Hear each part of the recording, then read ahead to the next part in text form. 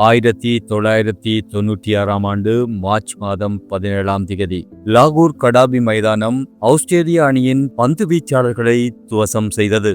அர்ச்சுன ரணதுங்க அந்த உலக கோப்பையை ஏந்திய பொழுது ஒட்டுமொத்த இலங்கையும் ஆனந்த கண்ணீரில் நனைந்தது. அன்று அவர் வெறும் கிரிக்கெட் வீரராக மட்டும் பார்க்கப்படவில்லை. சிதைந்து போயிருந்த ஒரு தேசத்தின் கௌரவத்தை உலக அரங்கில் நிலைநாட்டிய மகா நாயகனாக சிங்கள மக்களால் கொண்டாடப்பட்டார். வீதிகளில் மக்கள் அவருக்கு மலர் தூவி வரவேற்பளித்தனர். அன்று அவர் காட்டிய அந்த உறுதி, அந்த தலைமைத்துவம் நாட்டுக்கே ஒரு நம்பிக்கையை தந்தது. ஆனால் காலச்சக்கரம் இன்று மிக கொடூரமாக தலைகீழாக சுழன்றுள்ளது. அன்று மாபெரும் நாயகனாக போற்றப்பட்ட அதே அர்ச்சுன ரணதுங்க இன்று கொழும்பு நீதிமன்றத்தின் குற்றப்பத்திரிகையில் ஒரு ஊழல்வாதி என்ற கரைபடிந்த முத்திரையுடன் பெயரிடப்பட்டுள்ளார். மைதானத்தில் எதிரணி வீரர்களை தனது தந்திரமான வியூகங்களால் நிலைகுலையச் செய்த அதே அர்ச்சுன ரணதுங்க அரசியலில் தனது தம்பி தம்மிக்க ரணதுங்காவுடன் இணைந்து அமைத்த எரிபொருள் கொள்முதல் வியூகம் இன்று அவர்களுக்கு எதிராகவே ஒரு பெரும் சுழலாக மாறியுள்ளது. வெறும் 6 மாத காலப்பகுதியில் இலங்கையின் பொது சொத்திலிருந்து சுமார் 800 மில்லியன் ரூபாயை சூறையாடியதாக சுமத்தப்பட்டுள்ள இந்த குற்றச்சாட்டு வெறும் அரசியல் பழிவாங்கல் தானா, அல்லது அதிகாரத்தின் உச்சத்தில் இருந்தவர்கள் ஆடிய ஒரு மெகா ஊழல் நாடகமா? இலங்கை பொருளாதாரத்தை படுகொலிக்குள் தள்ளிய அந்த 27 டெண்டர்களின் பின்னணியில் ஒளிந்திருக்கும் மர்மங்களை இன்று நாம் இந்த காணொளியில் பார்க்க போகின்றோம். இலங்கையின் பொருளாதாரத்தில் முதுகெலும்பாக விளங்குவது சிலோன் பெட்ரோலிய கூட்டுத்தாபனம்.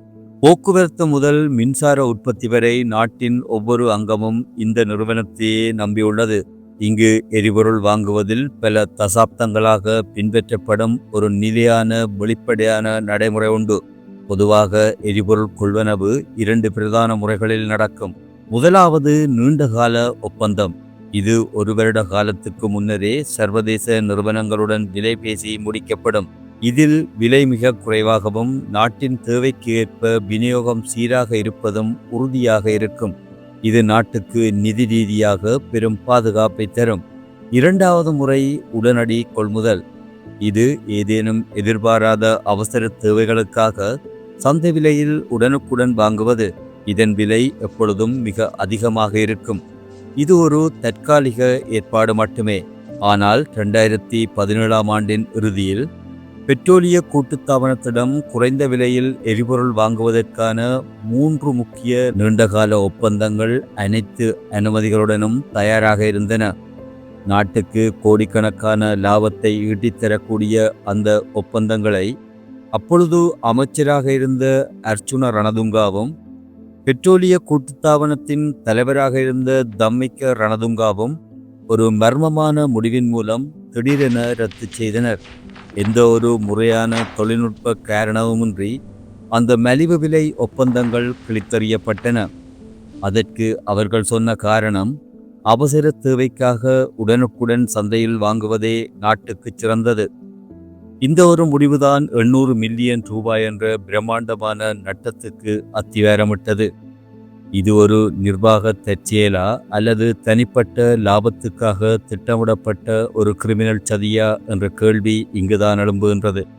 லஞ்ச ஊழல் விசாரணை ஆணைக்குழுவின் குற்றப்பத்திரிகையில் உள்ள ஆதாரங்களை திரட்டி பார்த்தால் யாருக்கும் தலை சுற்றும். 2017ஆம் ஆண்டின் பிற்பகுதி முதல் 2018ஆம் ஆண்டின் முற்பகுதி வரையிலான மிக குறுகிய காலத்தில் மட்டும் இவர்கள் 27 முறை அவசர கொள்முதல் முறையில் எரிபொருளை வாங்கியுள்ளனர். பொதுவாக ஒரு வருடத்தில் 1 முறை அல்லது 2 முறை செய்ய வேண்டிய இந்த உடனடி டெண்டர் முறை இங்கே ஒவ்வொரு வாரமும் சடங்காக மாற்றப்பட்டது.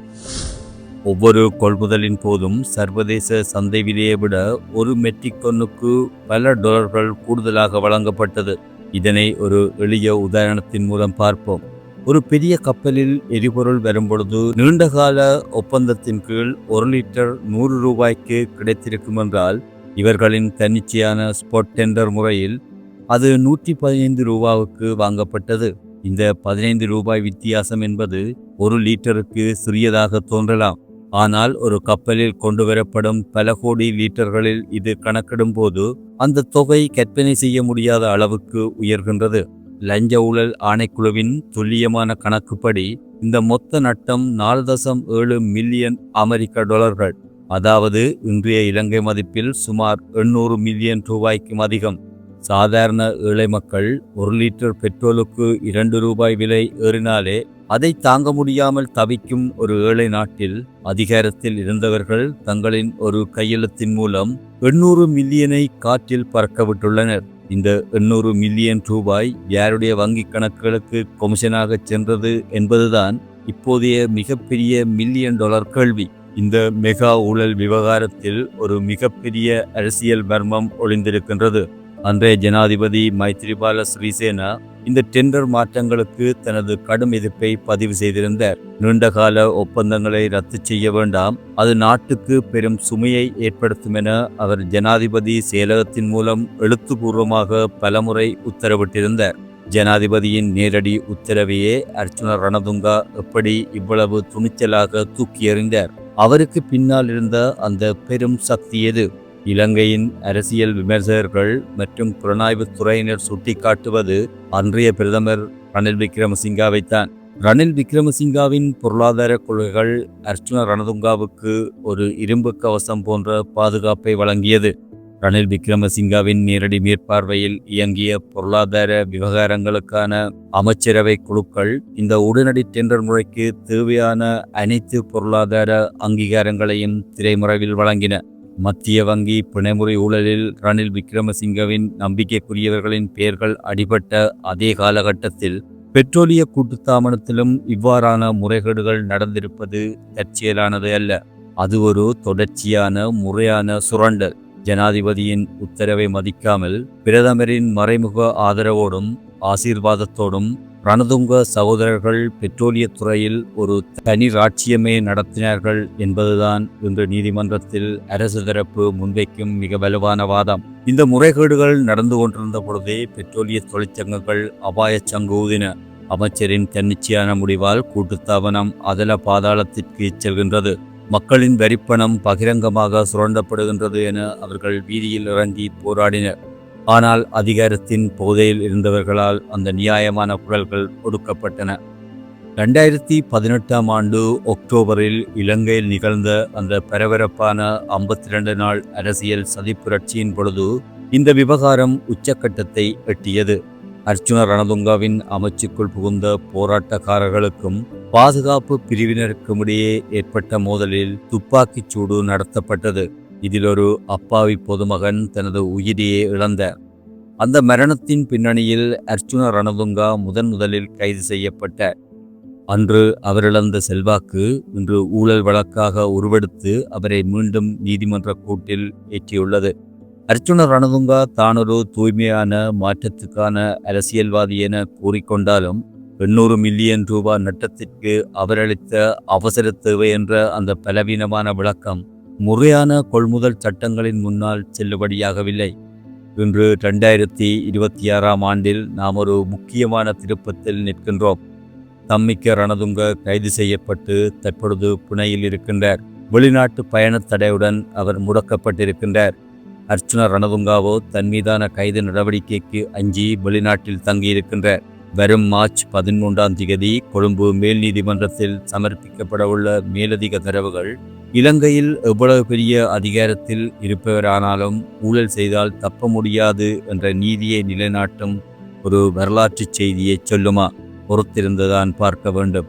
800 மில்லியன் ரூபாய் என்பது வெறும் ஒரு காகித இலக்கமல்ல. அது இந்த நாட்டின் எளிய மக்களின் வியர்வையிலும் அவர்கள் கட்டிய வரியிலும் உருவான புனிதமான பணம்.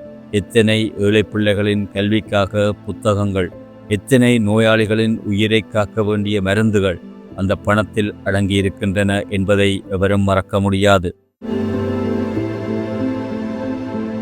1996 ஒரு கிரிக்கெட் வீரராக நாம் ஒவ்வொருவரும் நேசித்த அர்ச்சுன ரணதுங்கா இன்று ஒரு ஊழல் குற்றவாளியாக வரலாற்றின் கருப்பு பக்கங்களில் நிரந்தரமாக பதியப்பட போகிறாரா?